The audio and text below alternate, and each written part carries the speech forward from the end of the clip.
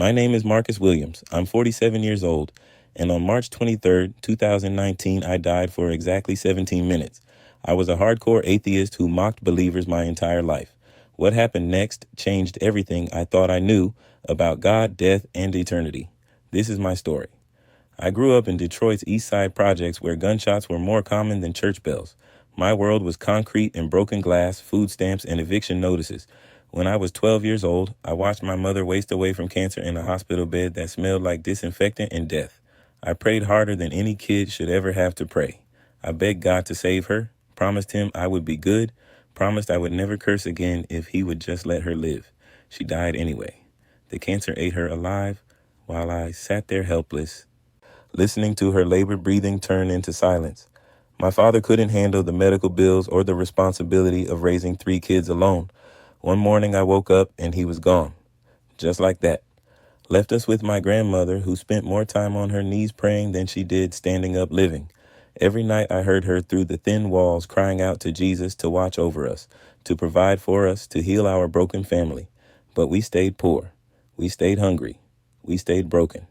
If God was listening to all those prayers, he sure had a funny way of showing it. I started working construction right out of high school because college was a luxury we couldn't afford. The job sites were full of good Christian men who wore their faith like hard hats, always talking about God's plan and Sunday service. During lunch breaks, they would form prayer circles and ask God to bless their families and keep them safe. I would sit alone, eating my sandwich, thinking they were the biggest fools I had ever met. You want to know what I thought about their prayers?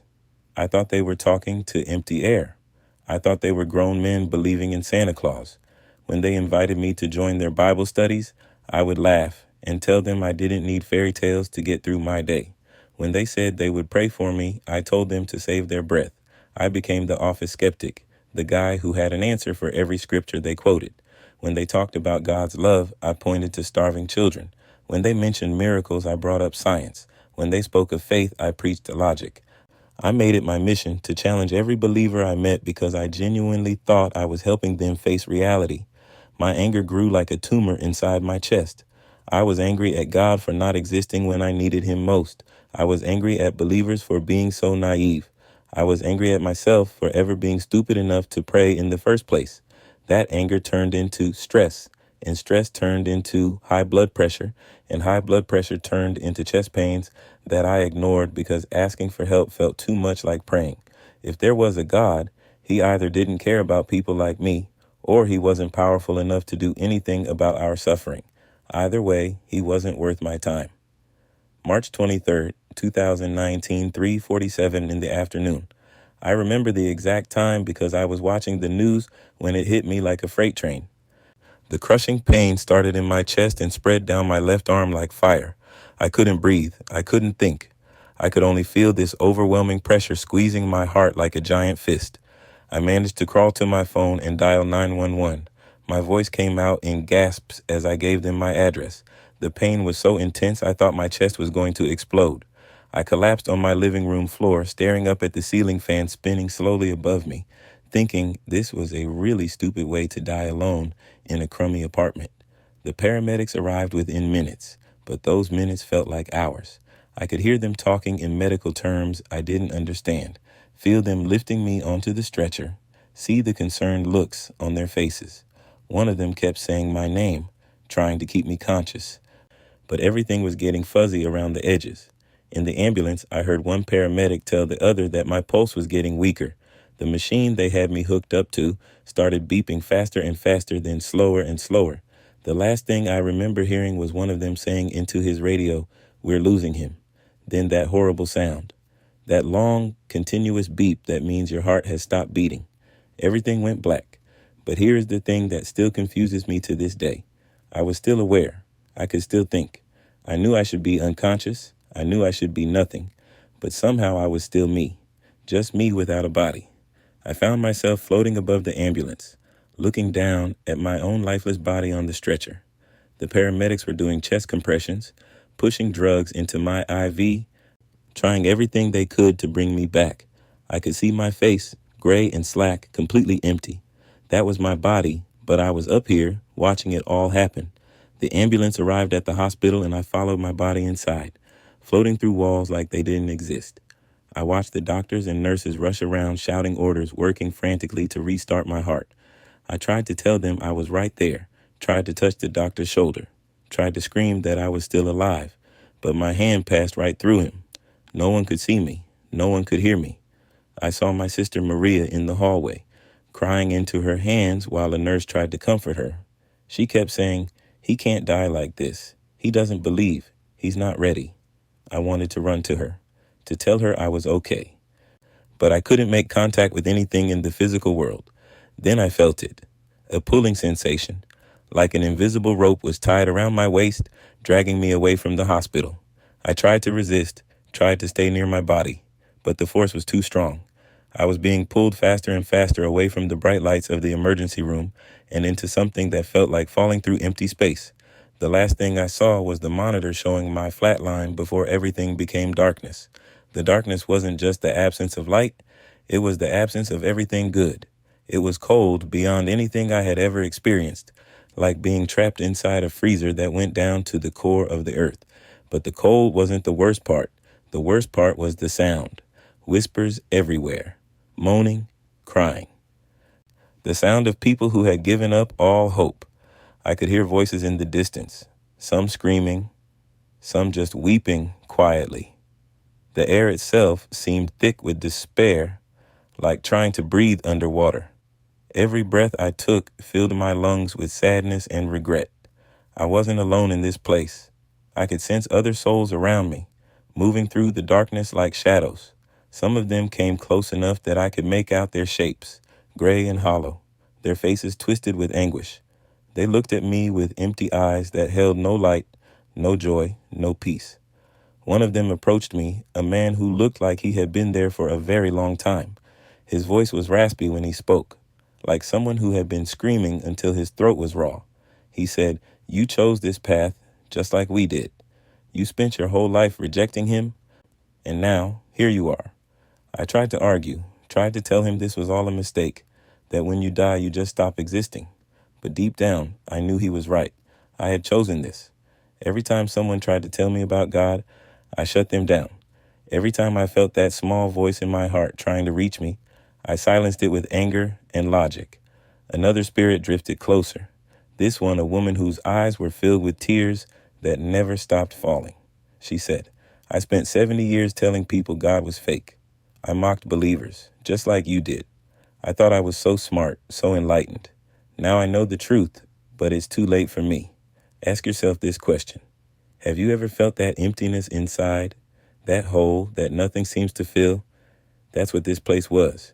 It was that emptiness magnified 1,000 times.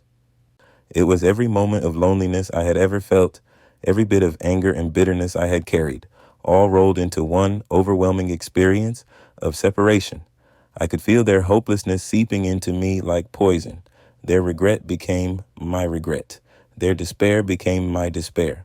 I understood that this wasn't a place of punishment as much as it was a place of choice. We had all chosen to live our lives separated from God, and now we were experiencing what that separation really meant. Then the voice came, echoing through the void like thunder. It wasn't angry or vengeful. It was sad, deeply, profoundly sad. It said, "Marcus, you rejected me your entire life." Suddenly I was seeing flashes of my past, but not from my perspective. I was seeing it from God's perspective. Every time I mocked a believer at work, he was there, feeling the pain of my rejection. Every time someone tried to share their faith with me and I laughed in their face, he was there, watching me push away his love. I saw the moment when my coworker invited me to church and I told him his God was imaginary. I saw the hurt in that man's eyes, but more than that, I felt God's heart breaking as I dismissed his invitation. I saw my grandmother praying for me night after night, and I realized those prayers were God trying to reach me through her love. The voice spoke again. "I was there in every moment you thought you were alone." For the first time in my entire life, I felt completely broken. All my pride, all my intellectual arguments, all my anger just crumbled away like dust. I was face to face with the truth of what I had done, and it was overwhelming. I had spent 46 years running from God, and now I was lost in the consequences of that choice. The weight of my rebellion hit me like a physical blow. I wasn't just an atheist who had politely disagreed with religion. I had been actively hostile to God. I had made it my mission to tear down other people's faith. I had laughed at their prayers, mocked their hope, and treated their deepest beliefs like they were stupid children believing in fairy tales. But in that moment of complete despair, something shifted inside me. Maybe it was the last spark of the soul that God had put in me.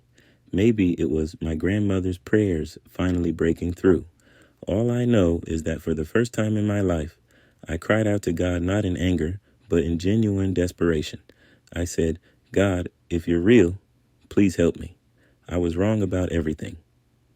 I spent my whole life fighting you, but I don't want to be lost forever. The moment those words left my mouth, everything changed. A light appeared in the distance, small at first, like a single star in the infinite darkness. But it grew brighter and warmer as it approached. The light didn't hurt my eyes the way you would expect such brilliance to hurt. Instead, it filled me with a peace I had never experienced. The light came closer and closer until it was right in front of me. Then something incredible happened. The light began to take shape, forming into the figure of a man. I knew immediately who it was. There was no doubt, no question in my mind. This was Jesus Christ, the same Jesus I had spent decades denying existed. He was more real than anything I had ever encountered, more real than the hospital, more real than my own body, more real than the darkness that surrounded us. His presence radiated pure love, the kind of love that accepts you completely even when you have done everything wrong, the kind of love that sees all your flaws and failures and chooses to love you anyway. I fell to my knees, not because anyone told me to, but because my spirit recognized who he was. I was trembling, overwhelmed by being in the presence of God himself. Every fiber of my being knew that I was looking at the creator of the universe, the one I had spent my life denying. Jesus spoke, and his voice was unlike anything I had ever heard. It was gentle but powerful, filled with compassion that reached into the deepest parts of my soul. He said, Marcus, I never stopped loving you, even when you turned away from me. Look inside your own heart right now and ask yourself if you have ever experienced unconditional love. This was beyond that. This was love that knew every terrible thing I had ever done, every cruel word I had spoken, every time I had hurt someone, and it loved me still. Jesus began showing me moments from my life, but I was seeing them through his eyes. He showed me my grandmother praying over my bed when I was sick as a child. He had been there. He showed me the night my mother died. When I thought I was completely alone, he had been there too, crying with me. Jesus continued showing me my life, but now I could see his hand in everything. When my father left us, Jesus had been there comforting my broken heart even though I didn't know it. When we didn't have enough money for groceries, he had sent neighbors who would mysteriously show up with extra food. When I was working dangerous construction jobs, he had protected me from accidents that should have killed me. He said, Marcus, your pain was real, but so was my presence in it. Every hardship you faced was meant to soften your heart toward others who suffer, not to harden it against me. I wept as I realized how many times God had tried to reach me. The co-worker who invited me to church wasn't just being pushy. That was Jesus trying to draw me to himself. The stranger who helped me when my car broke down wasn't just being kind. That was Jesus showing me his love through human hands. My grandmother's endless prayers weren't falling on deaf ears. They were creating a protective shield around my life that I had never even noticed. Jesus showed me what my life could have been if I had surrendered to him earlier. I could have used my pain to help other people heal instead of using it to build walls around my heart. I could have been a source of hope instead of a voice of doubt. I could have pointed people toward God instead of steering them away. He said, you thought your suffering proved I didn't exist, but it was actually proof that this broken world needs me desperately. Then Jesus looked directly into my eyes with more love than I thought was possible. He said, Marcus, it's not your time yet. I have work for you to do. I'm giving you a choice. You can return to your life and tell people what you have seen, or you can stay here with me now. I knew what staying meant. It meant going to be with him in paradise, leaving all the pain and struggle behind. Part of me wanted to choose that, but I also understood what returning meant. It meant going back to my broken body, back to a world full of skeptics just like I had been, back to people who were as lost and angry as I had been. I thought about all the co-workers I had mocked. I thought about my sister Maria, who still didn't know if God was real. I thought about every person who had tried to share their faith with me and received nothing but ridicule in return. Without hesitation, I said, "Yes, Lord, I want to go back. I want to tell them you're real. I want to tell them you love them. I'll spend every remaining day of my life serving you." Jesus smiled, and that smile was brighter than 1,000 suns. He reached out and touched my shoulder, and when he did, I felt his love and purpose flowing into me like electricity. I felt strength I had never possessed, courage I had never known, and a burning desire to share this truth with everyone who would listen. He said, "Go then, Marcus. Tell them I am real. Tell them I am waiting for each one of them to come home." The moment he spoke those words, I felt myself being pulled back toward the light, back toward life. The darkness was fading behind me, and I could feel my spirit reconnecting with my physical body. I was returning to the world, but I was not the same man who had left it. I gasped awake like a man who had been drowning, and suddenly broke the surface of the water. The first breath burned my lungs, but it was the most beautiful pain I had ever felt, because it meant I was alive. The medical team jumped back in shock. Machines that had been silent suddenly started beeping again. The room erupted in controlled chaos as doctors and nurses rushed to check my vital signs. The first words out of my mouth were, "Jesus is real. I saw him. He loves us." I was crying and laughing at the same time, overwhelmed by the joy of being back in my body, but also desperate to tell everyone what I had experienced. The medical staff looked at me like I had lost my mind. One nurse kept saying, "Sir, you need to calm down. You've been through a traumatic experience." But I wasn't traumatized. I was transformed. My sister Mariah was called into the room, and when she saw me sitting up and talking, she collapsed in the chair beside my bed. She said, "Marcus, you've been dead for almost 20 minutes. The doctors were about to call it. 20 minutes. I had been clinically dead for 20 minutes, but to me it felt like I had been gone for hours. The doctors couldn't explain how I had no brain damage after being without oxygen for so long. They ran test after test, but everything came back normal. Better than normal, actually. My heart, which had been damaged and weak, was now beating strong and steady. One cardiologist told me it was like I had been given a completely new heart. I knew I had been given more than a new heart. I had been given a new life, a new purpose, and a new understanding of what was real and what mattered. The moment I was released from the hospital, I threw away my cigarettes and emptied every bottle of alcohol I had in my apartment. Not because I was trying to be good, but because I no longer wanted those things. They belonged to the old Marcus, the angry atheist who had died on March 23rd. I started reading the Bible with a hunger I had never felt for anything. Every word seemed to jump off the page and speak directly to my heart. I understood now why my grandmother had spent so much time in prayer and scripture. She wasn't talking to empty air. She was talking to the God who had just saved my soul and brought me back from the dead. The hardest part was going back to work and facing the men I had spent years mocking. I gathered them together during lunch break and told them everything. I apologized for every cruel word, every dismissive comment, every time I had made fun of their faith. Some of them cried. Others just stared at me in disbelief. But they all forgave me, because that's what real Christians do. I joined my grandmother's church, the same church where she had prayed for me every Sunday for 46 years. When I walked through those doors for the first time, the whole congregation erupted in praise. My grandmother, now in her 80s, wept with joy as I was baptized in the same baptismal pool where she had been praying for this moment my entire life. Look inside your own heart right now and ask yourself what your disbelief has really given you. Has it brought you peace? Has it filled that empty space inside you? Has it given you hope when everything falls apart? I lived 46 years thinking believers were weak, but I was the weak one. They had something I didn't have. They had hope, purpose, and a relationship with the God who created them. Now I spend my time visiting hospitals, praying with dying patients and their families. I share my testimony at churches, in prisons, at homeless shelters, anywhere people will listen. I tell them that I understand their anger, their doubt, their pain, because I lived in that darkness for most of my life. But I also tell them that God understands it too, and he's not waiting for them to figure everything out before he loves them. You don't have to wait until you die to know God is real. You don't have to have all the answers before you surrender to Him. He's not looking for perfect people. He's looking for people who are willing to admit they need Him.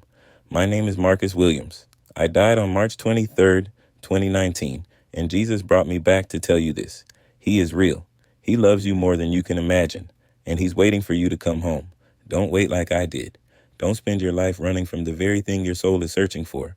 I was dead for 17 minutes, but I've never been more alive than I am right now, living for the God I once denied.